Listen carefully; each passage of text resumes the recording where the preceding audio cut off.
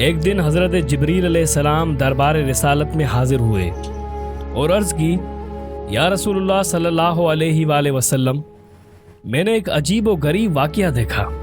حضور نبی کریم صلی اللہ علیہ وآلہ وسلم نے پوچھا، وہ واقعہ کیا ہے؟ جبریل علیہ السلام نے عرض کیا، یا رسول اللہ صلی اللہ علیہ وآلہ وسلم، مجھے کوہ کاف جانے کا اتفاق ہوا۔ مجھے وہاں اور فغاں رونے چلانے کی آوازیں سنائی دی۔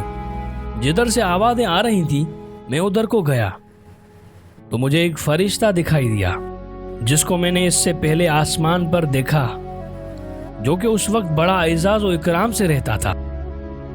وہ ایک نورانی تخت پر بیٹھا رہتا، 70,000 فرشتے اس کے گرد صف بستہ کھڑے رہتے تھے۔ وہ فرشتہ سانس لیتا تو اللہ اس کی سانس کے بدلے ایک فرشتہ پیدا کر دیتا تھا۔ لیکن آج میں نے اس فرشتے کو کوہ کاف کی وادی میں سرکردہ و پریشان آہو زاری کندہ دیکھا ہے۔ میں نے اس سے پوچھا، کیا حال ہے اور کیا ہو گیا ہے؟ اس نے بتایا کہ معراج کی رات جب میں اپنے نورانی تخت پر بیٹھا تھا، میرے قریب سے اللہ تعالیٰ کے حبیب نبی اکرم صلی اللہ علیہ وآلہ وسلم گزرے تو میں نے حضور نبی اکرم صلی اللہ علیہ وآلہ وسلم کی تعظیم و تکریم کی پرواہ نہ کی۔ اللہ تعالیٰ کو میری یہ ادا، یہ بڑائی پسند نہ آئی اور اللہ تعالیٰ نے مجھے ذلیل کر کے نکال دیا۔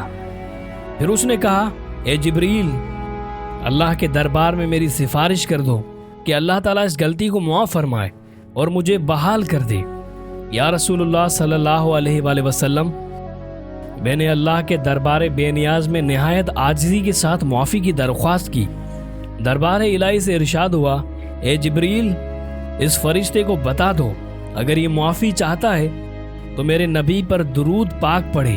یا رسول اللہ صلی اللہ علیہ وآلہ وسلم، جب میں نے اس فرشتے کو فرمان الہی سنایا تو وہ سنتے ہی حضور کی ذات گرامی پر درود پاک پڑھنے میں مشغول ہو گیا، اور پھر میرے دیکھتے ہی دیکھتے اس کے بالوں پر نکلنا شروع ہو گئے، اور پھر وہ ذلت و پستی سے اڑ کر آسمان کی بلندیوں میں جا پہنچا اور اپنی مسند پر براجمان ہو گیا۔